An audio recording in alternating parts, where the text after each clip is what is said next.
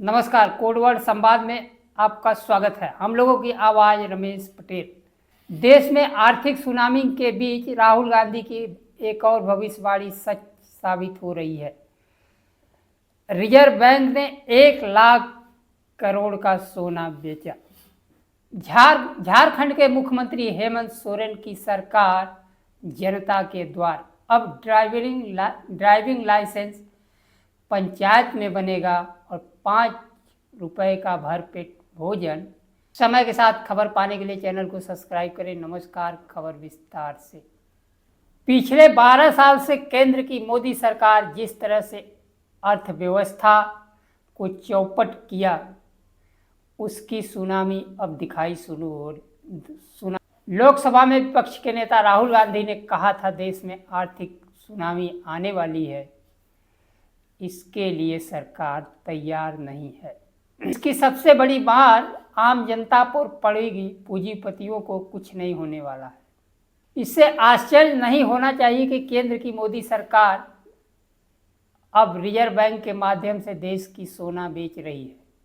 केंद्र की मोदी सरकार विदेशी कर्ज, जब सरकार सत्ता में आई तो 53 लाख करोड़ था, आज वह बढ़कर 200 लाख करोड़ से ऊपर हो चुका है। केंद्र की मोदी सरकार देश में औद्योगिक उत्पादन को नेहरू काल तक पहुंचा दिया।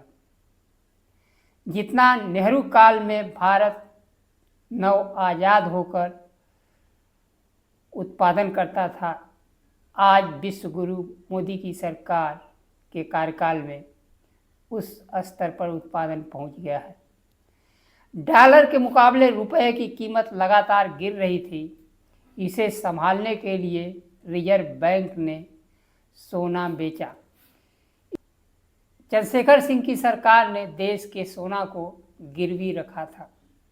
यह पहली बार है कि किसी केंद्र सरकार ने देश के सोना बेचने की खबर आ रही है। देश में अर्थव्यवस्था की हाल खराब है और निर्यात आयात में काफ़ी असमानता बढ़ी है। शिक्षा, रिसर्च के संस्थान बेच सकते हैं, वह सोना भी बेच सकते हैं। मीडिया के द्वारा झूठ परोसा जा रहा है, हिंदू मुस्लिम किया जा रहा है। आरएसएस मानसिकता के कुलपति बैठा दिए गए हैं, जिनका कि रिसर्च शोध से कोई लेना देना नहीं है। तो गलगोटिया यूनिवर्सिटी का चीन निर्मित कुत्ता डांस कर रहा था, उसे भारत का बताया जा रहा था। झूठ पकड़े जाने के बाद भी गलगोटिया यूनिवर्सिटी पर कोई कार्रवाई नहीं हुई, बल्कि उसे पुरस्कृत किया गया। जब प्रधानमंत्री का उत्तर प्रदेश का दौरा था, तब गलगोटिया यूनिवर्सिटी के छात्र बुलाकर संख्या बढ़ाई जा रही थी। देश में हिंदू मुस्लिम धर्म विभेद चरम पर है। वहीं दलित पिछड़ों को जाति के नाम पर देश के नौकरी, शिक्षा से वंचित किया जा रहा है। दलित, पिछड़े, आदिवासी अभ्यर्थी भर्ती परीक्षा पास करते हैं तो उन्हें एनएसएफ दिखाकर नौकरी छीन ली जाती है। चुनाव आयोग, न्यायपालिका और विश्वविद्यालयों की गरिमा खत्म हुई है। विश्वविद्यालय तो उस स्तर पर पहुंच गए हैं कि हर प्रतियोगी परीक्षाएं लीक हो रही हैं। और रिसर्च, महिला आरक्षण को लेकर जब प्रधानमंत्री कह रहे थे कि महिला आरक्षण विधेयक पास कराना है, किसी भी यूनिवर्सिटी से, किसी भी विश्वविद्यालय से आवाज़ नहीं आई कि महिला आरक्षण तो 2023 में पास हो चुका है। इससे शिक्षा का स्तर पता चलता है। चुनाव आयोग लोकतंत्र में वोट का अधिकार छीनकर भारतीय जनता पार्टी को फायदा पहुंचा रहा है। वहीं न्यायपालिका अगले चुनाव में वोट देने की नसीहत के साथ आम लोगों का मताधिकार छीन रहा है। और दुनिया में निवेश वहीं होता है जहां के संस्थाएं मजबूत हों, न्यायपालिका से न्याय की उम्मीद हो, लोकतंत्र को खरीदा बेचा न जा रहा। चुनाव आयोग अपनी लोकतांत्रिक भूमिका का निर्वहन कर रहा हो और देश के विश्वविद्यालय शैक्षणिक और शोध कार्य में लगे हो। हिंदू मुस्लिम जाति उन्माद के अलावा कुछ नहीं है। देश के हर संस्थान खत्म हो चुके हैं। न्याय की उम्मीद आम जनता को नहीं। रुपए की लगातार गिरते कीमतों को थामने के लिए रिजर्व बैंक सोना 1 लाख करोड़ का बेच दिया, यह खबर आ रही है। सोना बेचने को लेकर समाजवादी पार्टी के राष्ट्रीय अध्यक्ष अखिलेश यादव ने कहा, Bharatiya Janata party reserve bank द्वारा सोने को बेचे जाने को लेकर अखिलेश यादव ने सोशल मीडिया पर टिप्पणी की, जबकि रिजर्व बैंक सोना बेचे जाने के दावों से इनकार कर रहा है।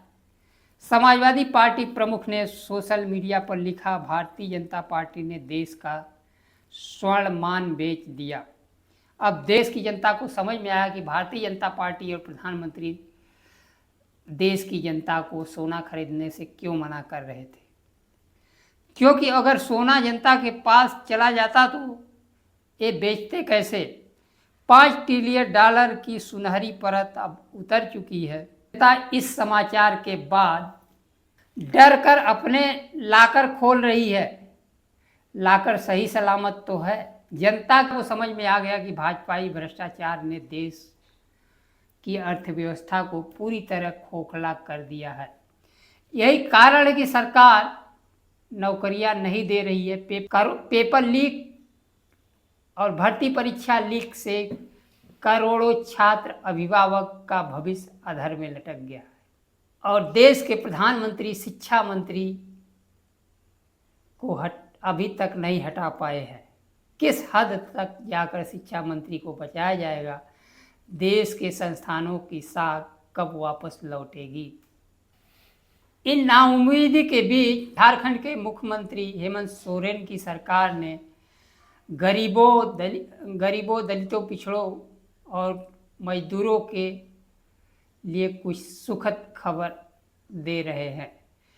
हेमंत सोरेन की सरकार अब ड्राइवरी लाइसेंस बनवाने के लिए आरटीओ कार्यालय के चक्कर लगाने की मजबूरी खत्म कर दी है।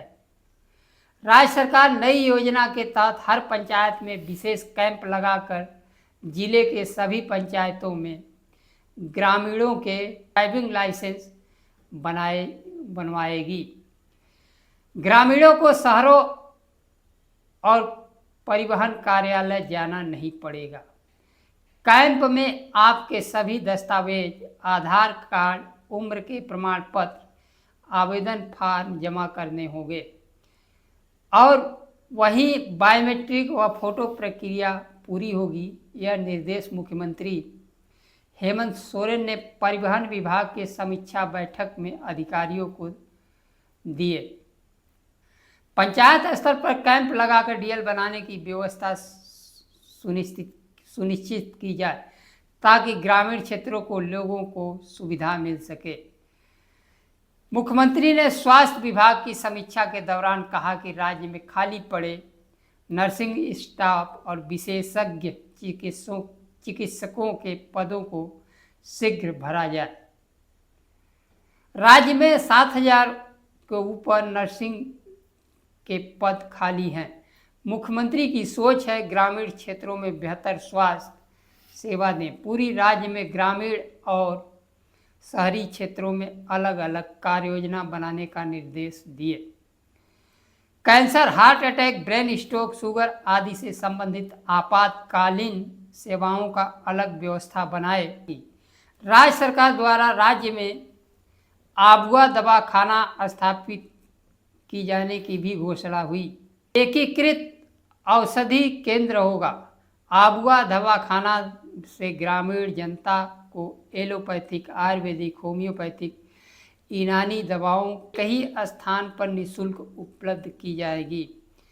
मुख्यमंत्री हेमंत सोरेन ने शहरी मजदूरों के लिए दाल भात केंद्रों की संख्या बढ़ाए जाने का भी निर्देश दिए। लोगों से 5 रुपए लेकर भरपेट भोजन दाल भात केंद्र में कराया जाता है। राज्य में अभी 370 दाल भात केंद्र हैं जिसे बढ़ाए जाने की घोषणा की गई। आज हम खबरों को समेटते हैं। नमस्कार, जय संविधान।